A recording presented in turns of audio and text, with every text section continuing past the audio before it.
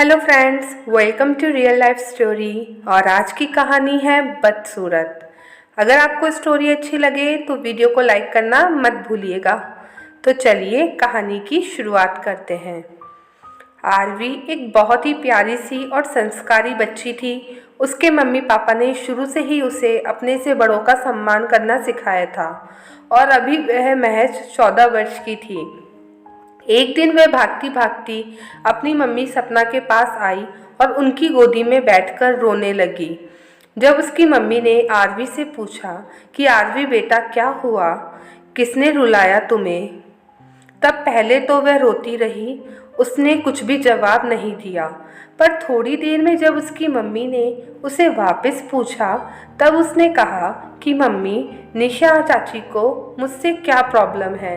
वह हर समय मेरी बेइज्जती क्यों करती रहती है? आखिर मैंने क्या बिगाड़ा है उनका? तब सपना ने अपनी बेटी को प्यार करते हुए कहा, बेटा क्या हुआ, तुम बात तो बताओ, गुस्सा बाद में हो लेना। तब आरवी ने कहा कि मम्मी, मैं पूजा और रितु के साथ उनके घर पर खेल रही थी, तभी चाची आई और मुझे घूरने लगी और फिर गंदा सा मुंह बनाकर बोली, तू सारा दिन भर स्कूल से आने के बाद खेलती रहती है क्या? देख कैसा काला रंग हो गया है तेरा।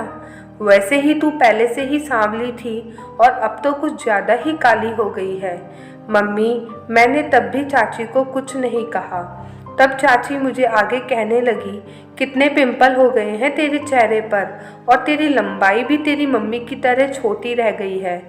पता नहीं भगवान तुझे बनाते समय सो गए थे क्या, या तू लाइन में सबसे पीछे खड़ी हुई थी। मम्मी, उस समय मुझे चाची की बातें तो कुछ समझ में नहीं आ रही थी, इसलिए मैंने चाची को तो कुछ जवाब नहीं दिया, पर उनकी बातें सुनकर पूजा और रितु जोर जोर से मेरे ऊपर हंस रही थी। और मम्मी, उन्होंने मुझे ये सब पहली बार नहीं कहा। अक्सर वे मुझे ऐसा नीचा दिखाती रहती हैं जिससे मुझे दुख होता है और मैं वहाँ से उठकर अपने घर आ जाती हूँ। सपना आरवी की बातें सुनकर मन ही मन बहुत दुखी हो रही थी और सोचने लगी कि कैसे देवरानी जी एक बच्ची का दिल दुखा सकती है। पर सपना ने अपनी बेटी आरवी को ही समझाते हुए कहा, आरवी, जिसको जो बोलना है उसे बोलने दो।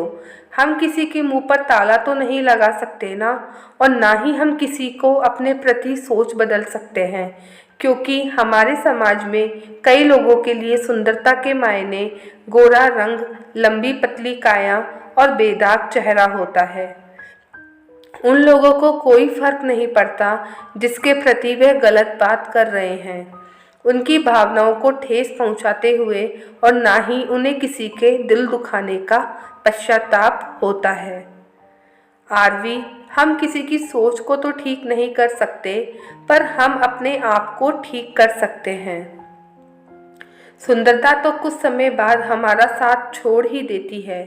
जिंदगी भर जो हमारे साथ रहता है वह है हमारा दूसरों के प्रति व्यवहार, हमारा आत्मविश्वास और हमारा मन, जिसमें सबके लिए सम्मान और प्रेम होना चाहिए। हमें अपना काम पूरी लगन और मेहनत के साथ करना चाहिए, जिससे धीरे धीरे सबके सामने हमारा काम बोलने लगता है।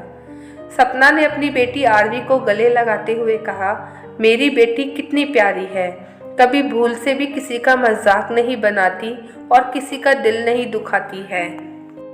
देखना बेटी, तुम जीवन में बहुत सफल होगी। तब आरवी ने भी अपनी मम्मी को प्यार से कहा, मम्मी, आप कितनी अच्छी हैं। जब भी मुझे कोई परेशानी होती है आप उसे मिनटों में सॉल्व कर देती हैं।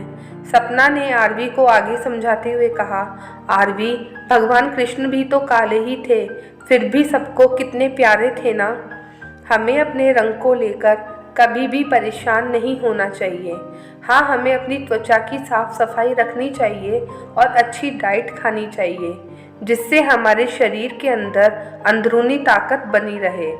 तब आरवी ने कहा कि मम्मी, मैं आपकी बातों को हमेशा ध्यान रखूंगी।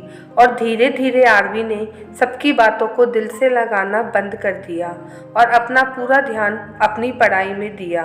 और कुछ समय बाद उसने कि सरकारी बैंक में सीनियर मैनेजर के पद पर नियुक्ति प्राप्त की और मैनेजर बनने के बाद आरवी के लिए बहुत अच्छे घर से रिश्ते आए और उसकी एक आईएएस ऑफिसर से शादी हुई और उसने अपने ससुराल वालों का अपनी प्यारी प्यारी बातों और अपने संस्कारों से सबका मन जीत लिया। सखियों, कई बार ऐसा होता है, कुछ लोग बच्चों का दिल दुखाने में कसर नहीं छोड़ते हैं। उस समय हमें उनके माता पिता होने के नाते बहुत ही संयम से उन्हें समझाना चाहिए और उन्हें अपने पैरों पर अवश्य खड़ा करना चाहिए।